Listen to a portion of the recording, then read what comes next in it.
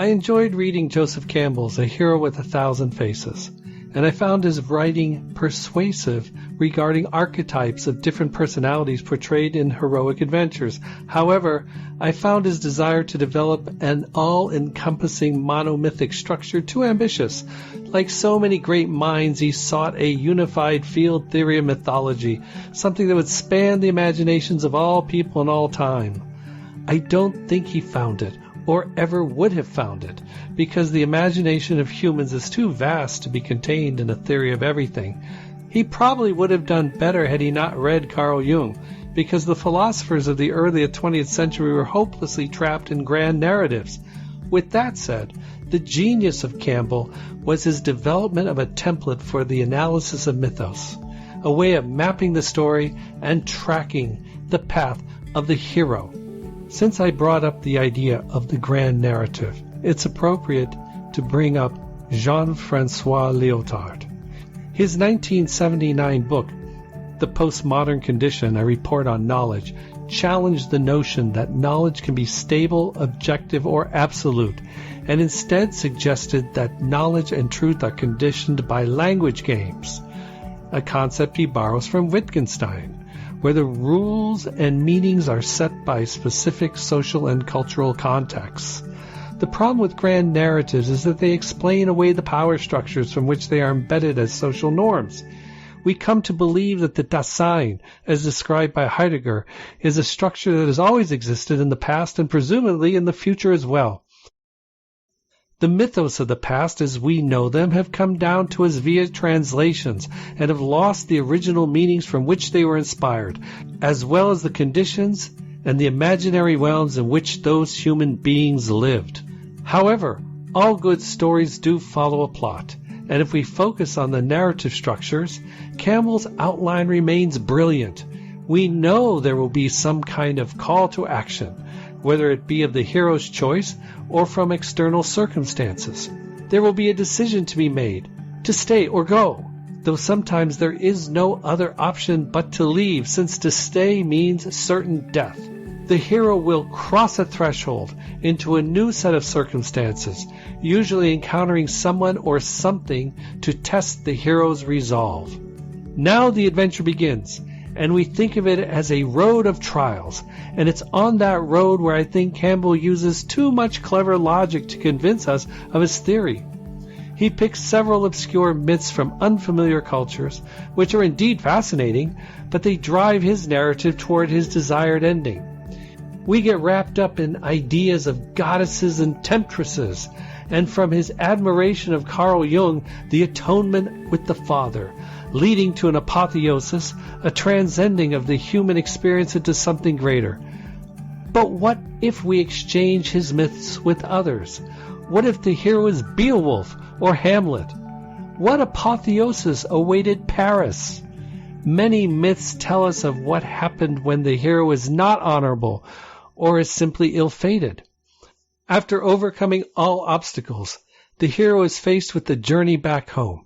But here's a new challenge to be faced by the hero, the choice to stay in the land of adventure or to return to the normal life. Most heroes opt to return, and in doing so, obtain some kind of wisdom or power to bring back into the known world. Unless the myth is a tragedy, and many are, the hero is able to live out the rest of their life as a great benefactor to the community they call home. We can use Campbell's framework to compare his ideas to other great myths and see how different stories develop under different circumstances. One of the greatest challenges towards understanding Campbell's work is that he is both a poet and a philosopher. His prose is enticing and hypnotic, and can take you away from any flaws in his logic. We start with the call to adventure, which may take on many different possibilities.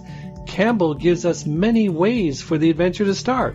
In The Frog Prince, the princess carelessly promises a frog anything if he will only return her the golden ball which has fallen deep into a pond. In the case of Theseus, he is driven by his lust for adventure to set off to Crete to kill the Minotaur. Similarly, if we look at Beowulf, he is also driven by a desire for adventure and reward to slay Grendel. And in a completely opposite beginning, Joseph is bound by his brothers and sold into slavery, a situation completely out of his control. Campbell points out that the princess was careless and selfish, willing to grant a frog anything he wanted for her golden ball. Could she have been more selective in her choice of words? But if she had, we wouldn't have a story. Theseus was following his path to be a hero and simply had to go on the quest. Beowulf was equally selfish, only seeking power. But what about Joseph? Was he fully guiltless?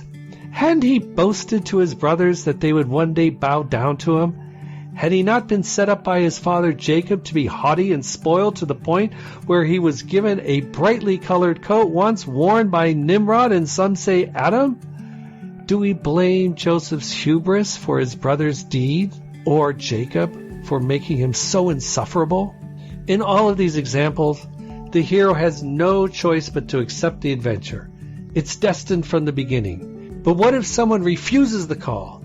In one example, Campbell presents a story of a princess who refuses to marry a man selected by her father, the king, to demonstrate the fate of someone who refuses.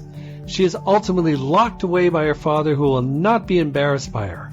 When we look at a biblical story such as that of Lot's wife, she refuses the call. In her longing to return to Sodom, she turns back to look and becomes a pillar of salt.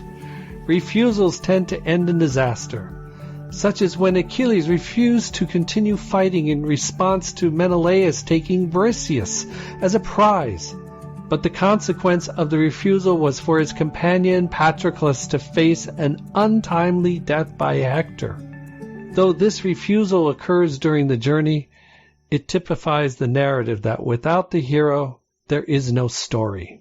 Campbell provides many examples of strange beings standing in the path of the hero as a gatekeeper.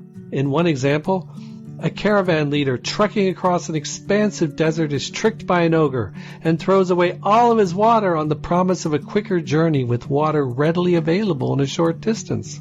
The leader disregards the advice he was given of staying strictly on the path and using his water sparingly. You can guess how that went. Had only Marcus Licinius Crassus heard that story, he would not have been tricked by a Parthian spy and led his army into tragic defeat by marching headlong into a barren desert. Some encounters at the threshold may entail direct interventions by a god. Athena is noteworthy for her advice and protections for the greatest Greek heroes, such as Jason, Perseus, Hercules, and Odysseus. It's the God of the Bible who directs Noah to build an ark, and, as in Utnapishtim in the Epic of Gilgamesh, he is commanded by the god Enki to also build an ark in anticipation of a great flood. Yet other encounters are with appointed ambassadors, such as the anointing of Jesus by John the Baptist. At this point, the hero begins the great adventure. In his book, Campbell interjects the idea called the belly of the whale. I think this was misplaced and should have come later.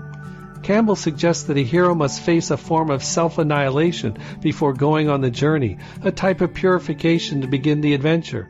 In fact, many heroes never come to a self-realization or time in reflection.